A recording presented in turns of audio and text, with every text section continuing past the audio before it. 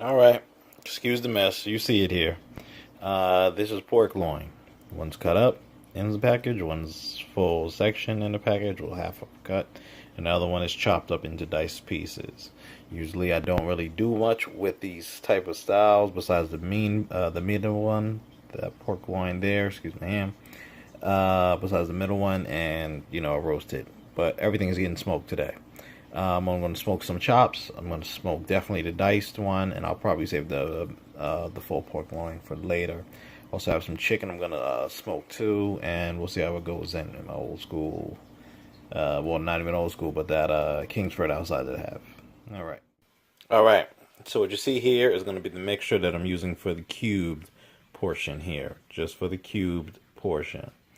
I have not yet poured the olive oil in yet, though, but I have used Old Bay. This is Dash, the herb version.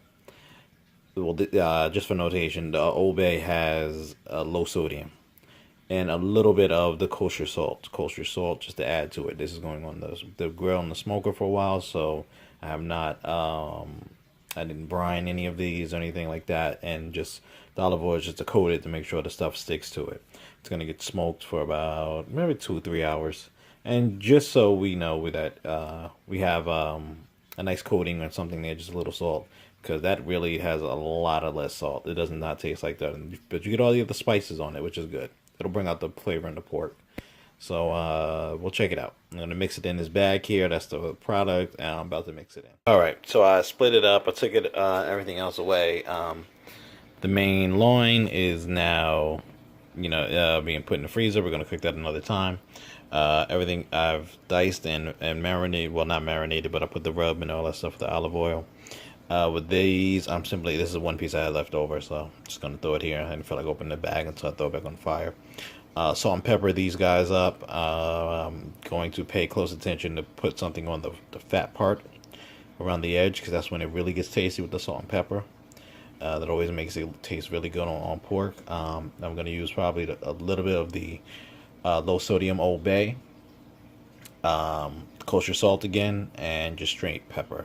And from there on out, I'm just going to leave them there be, and then these bad boys, I'm going to get the grill ready. All right, we're back with the trusty Dusty, Kingsford. This bad boy's been moving with me for over a year now. I do have rust here from massive heat, and I cannot get this thing to turn. I mean, I'm going to try some like oil lube and stuff, but not this time. As soon as we crack that a good pace, and as long as I throw everything else in there, it's decent. It holds it open. The heat coming out here, because exchanged from when I put everything else in there, it's doing its job. It's really good. No complaints. It's holding up. Inside, definitely going to clean it before we put everything in. Let me clean it now. The food is prepped, and I can do it here. This side is still good. I can adjust. It's a little hard right now, just in it, but this side still allows me to adjust. Don't look at my weakness here. A lot of carbon buildup from definitely using it over about a year. I haven't posted too many videos on it, just a few on different channels. This ring still here is holding up, but I am going to change it. This gasket seal, it's doing pretty well at this moment. This side now can benefit from a gasket seal. Before it didn't line up before, but now it will. This has shifted a little bit in size, or I should say shape, not size, with the heat. I did have some of the heat high sometimes, and I did have the heat low. I never got around to tapping it like I said I wanted to do. I still wanted to tap it because some of the grease, if I don't put a pan in the bottom, definitely comes down and it bottles up and sits there and starts to drip.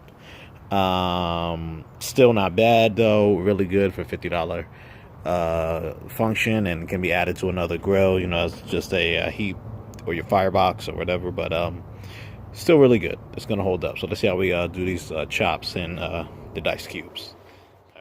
I just want to take some time just to notate the rust damage, how paint has popped up and showed a lot of heat has been coming in directly in this area. Sorry if it's too close, guys.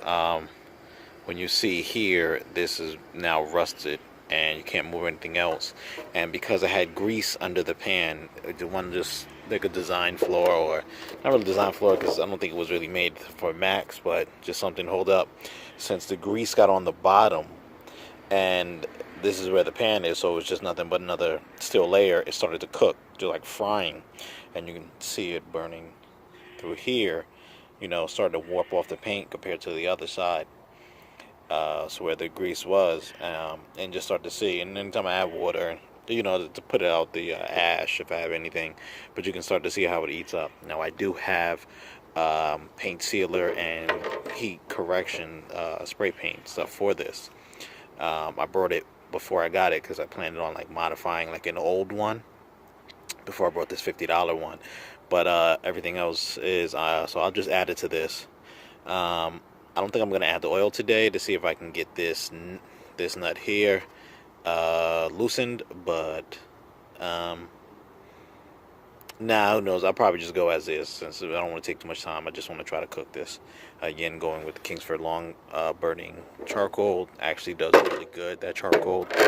This is the inside. You can see I just scraped out the pan here. I just kind of leave the coals there, and I just scrape them out. It was a cheap one. It wasn't like, you know, especially made for me. But I do have another bottom piece of this that has just a little opening seal, because if you guys remember when I got this, it was cracked, so you know it wasn't welded shut. So they gave me another one for free, replacement. So now I'm just gonna see. I mean, later on, depending how bad this gets, I could just swap out the other piece. You know, no big deal.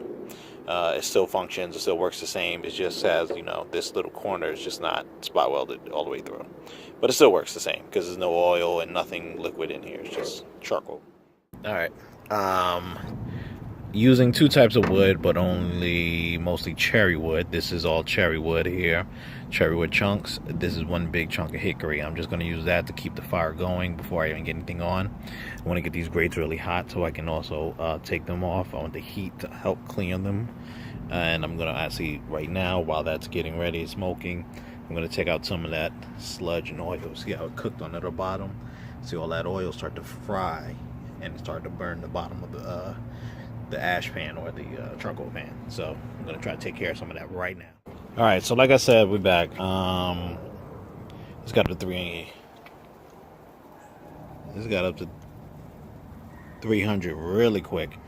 I put a mat on there. I brung out the cubes, but I threw them all on a mat and try to smoke them, but I also put some chicken there.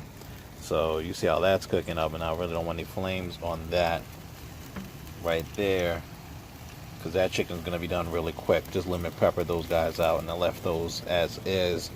I'm probably going to, since the cubes are bigger than I thought and compared to the slot grate, the slots in the grate, excuse me, I'm just going to put the rest of the cubes on the grate themselves, so they're not going to fall through. And I also have the pork chops upstairs, so I'll probably cook all those by itself. I'm going to let that cook for a few minutes, and I'll come back and flip it. Like I said, right now just dropped, I had it open, but it's sitting resting at about like 300. Those chicken breast tenders, I had them out there, they're going to go really quick. I just don't want those flames to catch up and burn that mat I have there, that cooking vinyl mat. Alright, so we're back. The chops are there. I just slightly seasoned. I'm going to sit there and smoke. The rest of the stuff is here. I'm waiting for those chicken strips to be finished. I just flipped them over. They should be done really soon. I'm just making sure they're white inside. Everything is going through at the moment. We're sitting at 250. I just opened it, so it dropped down a lot. But gaining up there. From there, I'm going to take off that mat. I'm going to put those cubes straight to the grate. Yeah, I'm going to do straight to the grate for all of it. And we're going to take it from there. Should be enough to cook through. Like I said, these things are almost done. I just want to finish it. I'll show you the final product when I take it. Alright, change the style cooking. I just put this over so I can move it on out. I put more fry logs there. It's burning, so what's going there. I really don't feel like lighting any other coals, so I'm going to let all the versions hit. All the cherry wood that's left, everything else that's there, I'm going to let it catch. And I put 2 baked potatoes in the back just to let the heat rock. Everything's going on, buddy. Straight to the grill. Let's see how it rocks. Alright, we back. Had to get shit under control. It looks crazy right now, but I got those pieces over there. These caught a little fire, so they kept going, but it's running. Right now we're running mostly wood. Charcoal is running down a little bit, but I'm keeping it bushing. Let's see how it goes. I'm gonna leave this in for a bit, and then I'll come back and flip it. It's sitting at a current. I don't know if you can see that. Let me, sorry. 200, it was sitting at like a 250. I'm gonna let it rock like that for like the next, however long it takes to burn out. I'm gonna let it rock for like about to 250. Let it burn out. Probably for like another hour, an hour and a half. All that stuff shouldn't take long to cook, but I just wanted to cook through. There's pork, and it's just diced, so it should be good. But just get that smoke flavor. All right, so I'm back out here. It's now 200 degrees. Some of the stuff on this side, on the left side, has been slow cooking. This stuff has been over the hot part. I'm gonna try to give it a little bit of time, see if I can get that fire back up, see what's going on. So I'll pull a few pieces off just to check it from different parts around there. I move this back to the hot side. Like I said, right now we're just wild cooking. I'm using the logs, excuse me. I'm using the logs here, whatever's left in the heat, and then a little bit of the charcoal. I don't think those baked potatoes are gonna make it. I don't think those baked potatoes. Just took a bite, took it off. Just a little bit of color. Just a little bit of color. That's cooking from direct over the wood. It's cooked through. Took a see. I'm gonna check a couple other pieces. Like I took them all around because I mixed them up by accident, just to see how it is. The outside is not even burnt. It's just a little charred from the thing. It's pretty good. It's tasting. The chicken was good. The kids ate it. Not bad. That's soft in texture. It's hot. But I didn't cook it out here long. No. I felt like being lazy. Didn't want to put any other cubes in and let it smoke. Next time, I'm going to have more. I'll smoke it through just to see how it's going. I'm leaving this open for a little bit because I want the air to come in. I think I'm going to open up the more flutes, the side vents, and just let the air come through. Just to see so I can get that fire back up to cook now the bigger pieces because I know the middle has not been cooked. All right, guys.